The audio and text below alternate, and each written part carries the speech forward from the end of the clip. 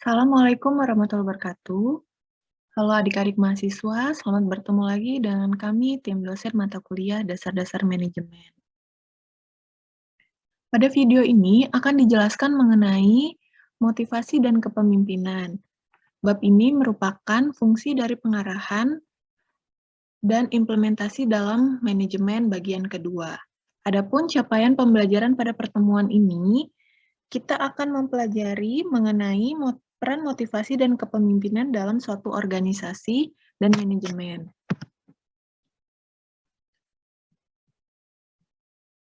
Baiklah, dalam bab sebelumnya telah dipelajari mengenai peran individu dalam organisasi, di mana karakteristik individu memiliki keragaman masing-masing. Sehingga manajer perlu untuk benar-benar memahami karakteristik individu disebabkan kunci pelaksanaan dari fungsi pengarahan dari manajemen terletak pada faktor individu dalam suatu organisasi. Keragaman karakteristik individu menyebabkan terdapatnya keragaman perilaku yang ditunjukkan oleh sumber daya manusia yang dimiliki oleh suatu organisasi. Nah, di mana keragaman individu ini akan menjadi potensi yang positif apabila dapat diarahkan untuk kepentingan pencapaian tujuan organisasi. Namun, keragaman individu ini akan menjadi potensi yang negatif jika tidak dapat diarahkan dengan tepat oleh manajer organisasi. Bahkan jika tidak dikelola dengan baik, akan menjadi sumber terjadinya konflik internal di dalam tubuh organisasi. Agar individu yang bekerja di perusahaan memiliki potensi yang positif bagi perusahaan, maka dalam manajemen sumber daya manusia, sebagaimana telah diterangkan di dalam bab sebelumnya, perusahaan melakukan perencanaan untuk SDM yang akan bekerja sama dengan perusahaan, dari mulai perekrutan hingga pemeliharaan. Nah, akan tetapi untuk mengetahui bagaimana cara merekrut sumber daya manusia dan cara pemeliharaan SDM saja tidak cukup untuk menjamin bahwa perusahaan akan mampu menjalankan programnya secara baik. Untuk itu, diperlukan fungsi lain setelah fungsi perorganisasian. Nah, sebagaimana yang telah diterangkan dalam fungsi sebelumnya. Fungsi tersebut dikatakan sebagai fungsi pengarahan. Di mana dalam fungsi pengarahan ini, faktor individu itu bertugas sebagai inti dari sumber daya manusia perusahaan. Ya, artinya memiliki karakteristik atau karakteristik atau perilaku yang berbeda-beda setiap individunya.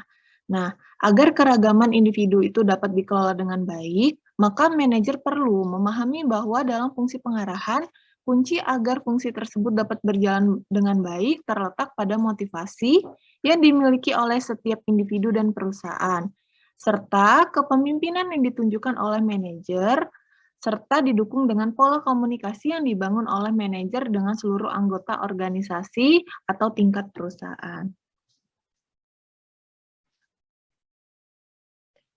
Pengertian dasar mengenai motivasi.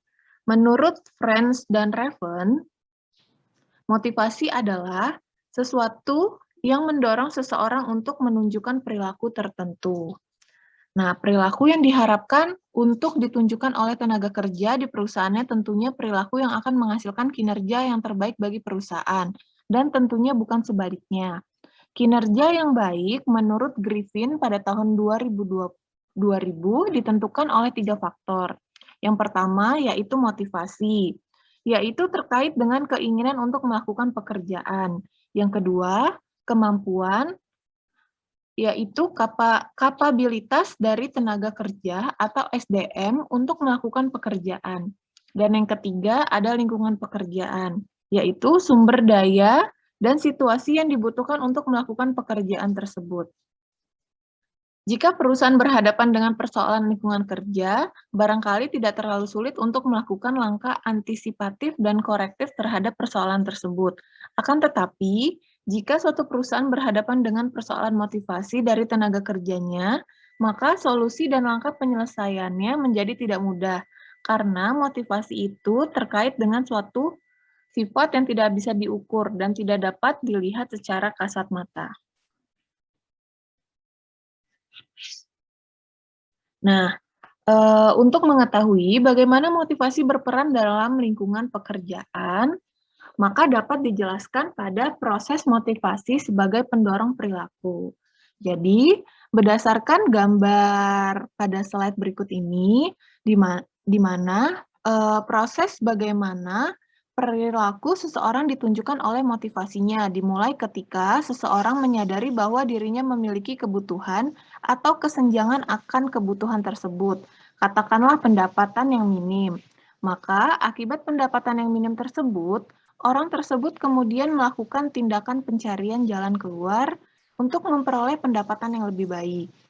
Maka langkah berikutnya adalah orang tersebut mungkin akan melakukan pencarian kerja alternatif atau bekerja lebih keras sebagai bentuk perilaku guna memenuhi kebutuhan akan pendapatan yang memadai.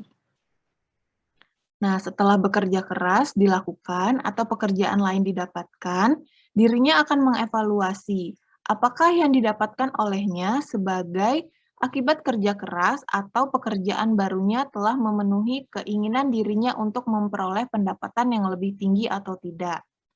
Sekiranya iya, maka dirinya akan menentukan kebutuhan bagi masa yang akan datang.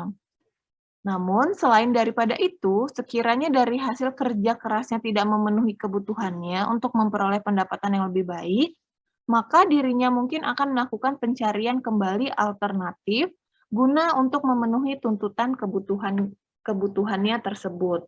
Jadi, kembali lagi dengan menganalisa kebutuhan dan kesenjangan kebutuhan yang dialami oleh masing-masing individu.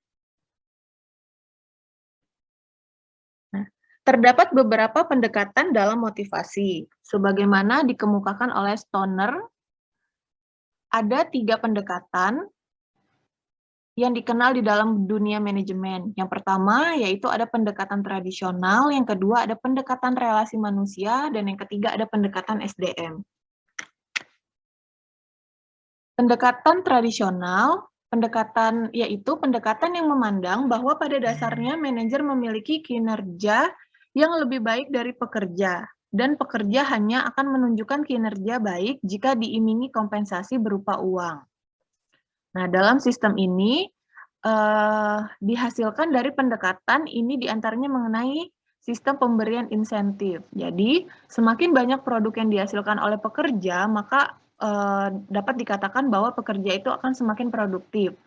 Nah, sehingga pekerja berhak mendapatkan upah lebih dari pekerja lainnya. Contoh penerapan pendekatan tradisional, yaitu yang pertama komisi atas prestasi yang diraih seperti dalam perusahaan asuransi dan sekuritas. Yang kedua, komisi atas penjualan mobil secara personal yang dilakukan misalnya oleh salesman atau sales girl. Nah, untuk pendekatan yang kedua yaitu ada pendekatan relasi manusia, di mana pendekatan ini berpendapat bahwa pekerjaan yang sama terus-menerus dilakukan akan menyebabkan kebosanan dan berimplikasi pada penurunan motivasi. Di mana kontak sosial atau relasi antar manusia justru membantu dan memelihara motivasi kerja. Pada pendekatan ini, manajer berkewajiban membantu para pekerja untuk melakukan interaksi sosial di lingkungan kerja dan membuat mereka merasa penting dan diperlukan bagi perusahaan. Nah, berikut adalah contoh penerapan pendekatan relasi manusia, yaitu berupa kotak saran, yang kedua seragam kerja, untuk meminimalkan adanya diskriminasi dan perbedaan antar pekerja, dan yang ketiga ada buletin pekerja atau surat kabar. Pendekatan yang terakhir yaitu ada pendekatan sumber manusia, di mana pendekatan ini memberikan penyederhanaan pandangan terhadap pekerja yang hanya didasarkan pada uang dan interaksi sosial.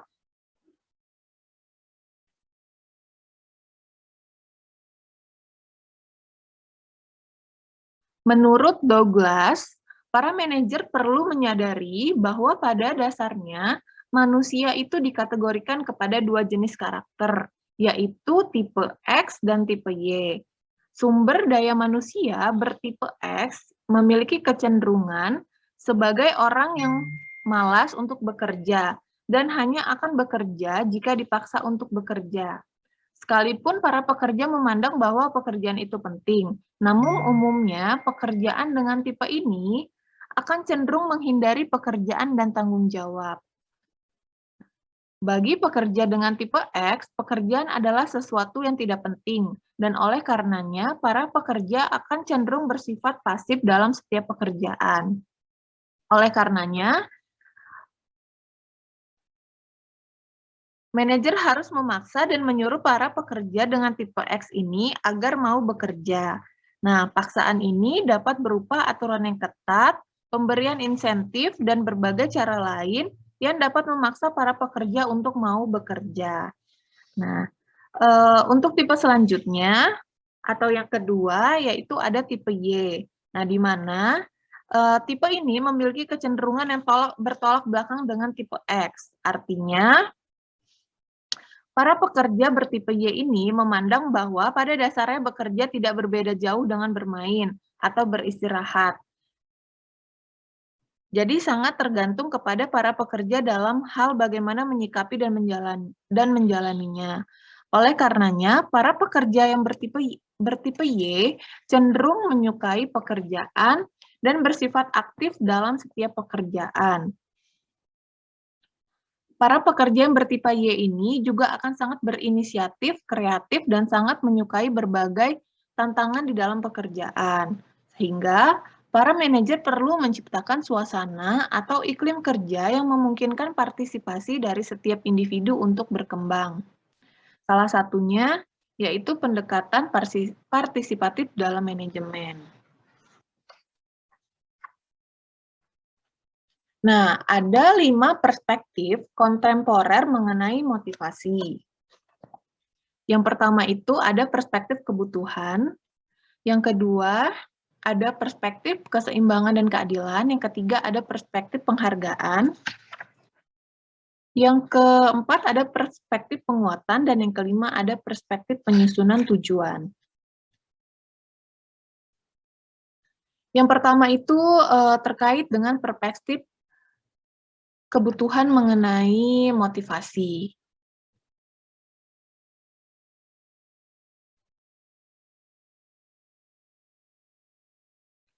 Nah, dalam perspektif kebutuhan ini terdapat beberapa teori mengenai motivasi dari perspektif kebutuhan.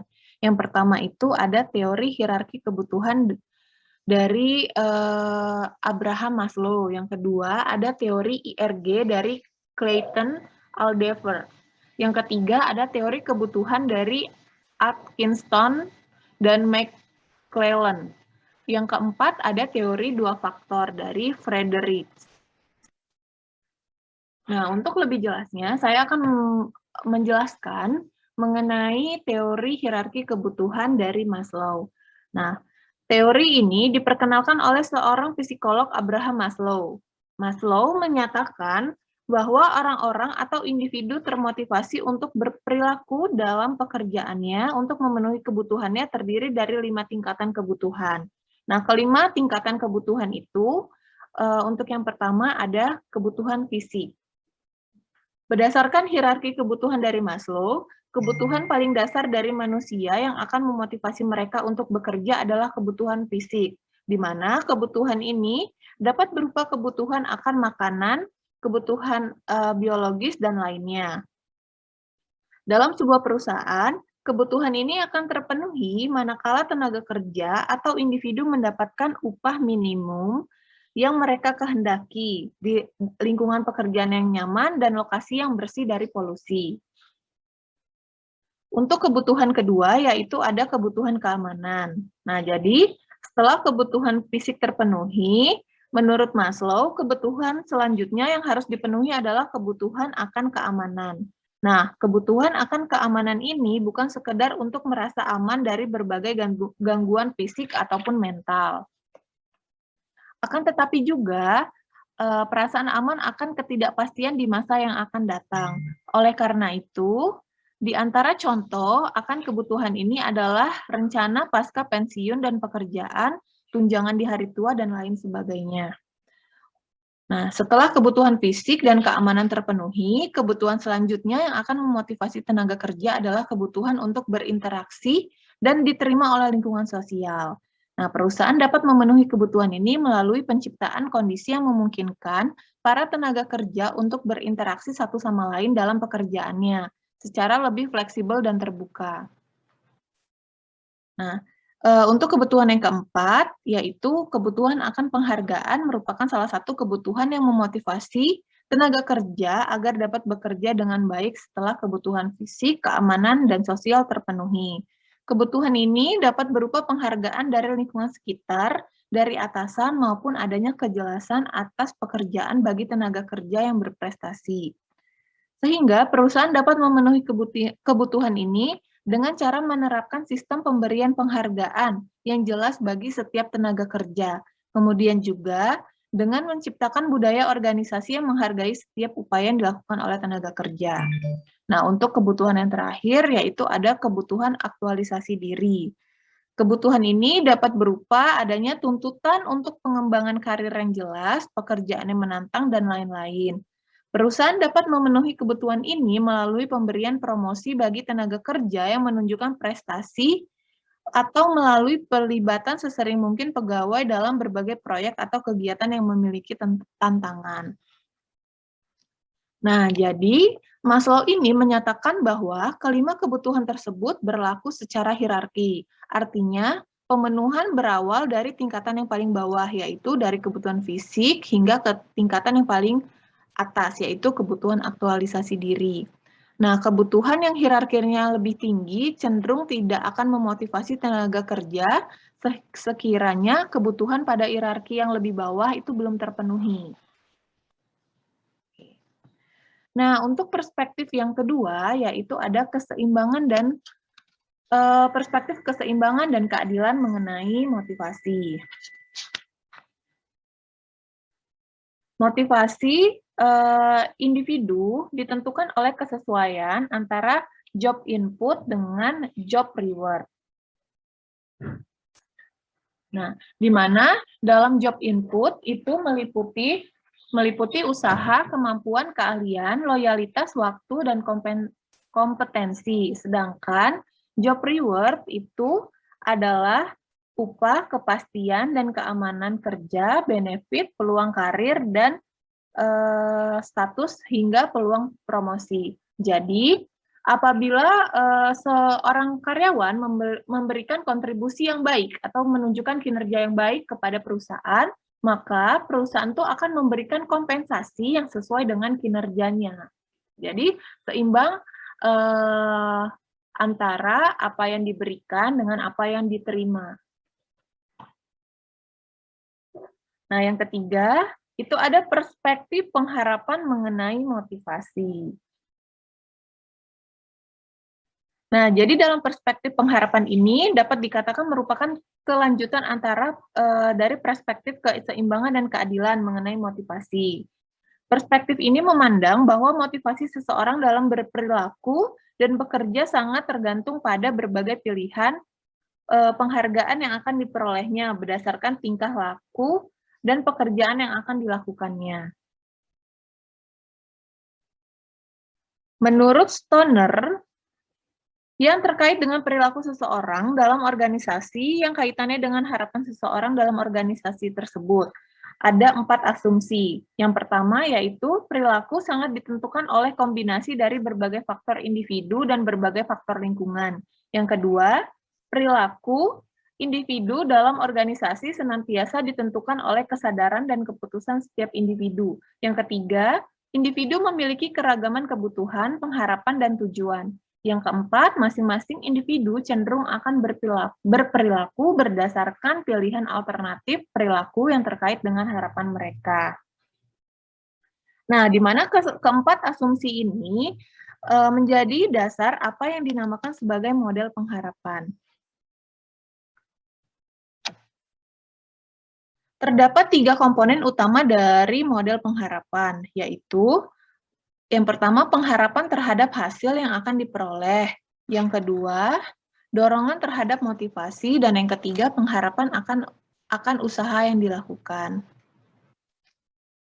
Nah, untuk pengharapan terhadap hasil yang akan diperoleh, itu meliputi seseorang senantiasa memiliki harapan terhadap sesuatu yang akan diperoleh jika mereka menunjukkan perilaku tertentu. Seseorang yang berpikir untuk memperbaiki cara kerjanya di perusahaan mungkin memiliki berbagai perkiraan terhadap apa yang akan diperolehnya sebagai akibat perbaikan yang mungkin akan dilakukannya tersebut. Jadi, apa yang akan diperolehnya bisa jadi sebuah bonus, pujian, atau malah sebaliknya tidak ada sesuatu yang diperoleh darinya. Nah, untuk perspektif yang kedua, yaitu dorongan terhadap motivasi. Jadi, menjelaskan bahwa jika seseorang memiliki perkiraan bahwa kinerja yang baik akan berakibat pada perolehan yang sesuai dengan yang ia harapkan, katakanlah suatu bonus. Hal tersebut akan menjadi sebuah dorongan terhadap motivasi yang ada pada dirinya. Nah, yang ketiga ini ada pengharapan akan usaha yang perlu dilakukan. Jadi penjelasannya, jika seseorang telah mengetahui bahwa suatu tindakan akan memberikan hasil atau balasan yang memang memadai dan sesuai dengan harapan, dan dirinya kemudian akan termotivasi olehnya, maka seseorang akan menindaklanjuti dengan tindakan yang akan memberikan balasan atau hasil yang terbaik bagi dirinya. Jadi, kinerja yang lebih baik seperti apa kira-kira akan memberikan balasan yang sesuai dengan apa yang diharapkannya. Oke, selanjutnya ada penghargaan intrinsik dan ekstrinsik. Penghargaan merupakan salah satu dasar dalam melakukan manajemen sumber daya manusia, terutama terkait dengan pemberian kompensasi terhadap sumber daya manusia. Nah, harapan atas penghargaan itu dibagi menjadi dua, yaitu intrinsik dan ekstrinsik. Nah, kalau intrinsik itu contohnya rasa puas akan suatu pekerjaan atau kepercayaan diri yang dimiliki oleh seseorang dan lain-lain. Sedangkan kalau ekstrinsik itu contohnya adalah pemberian berupa bonus, promosi, pujian, dan lain-lain.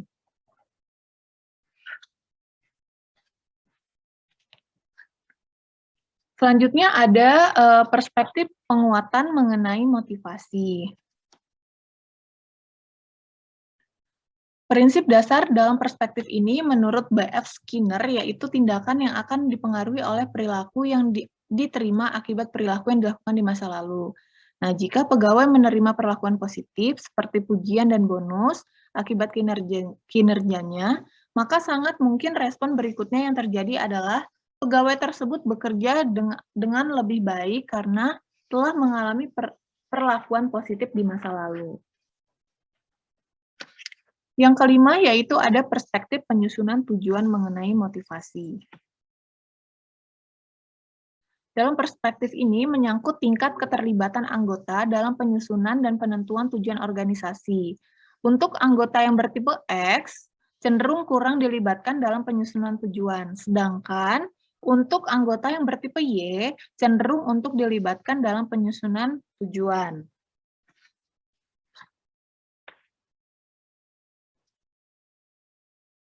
Nah, berikut hubungan motivasi dengan kepemimpinan.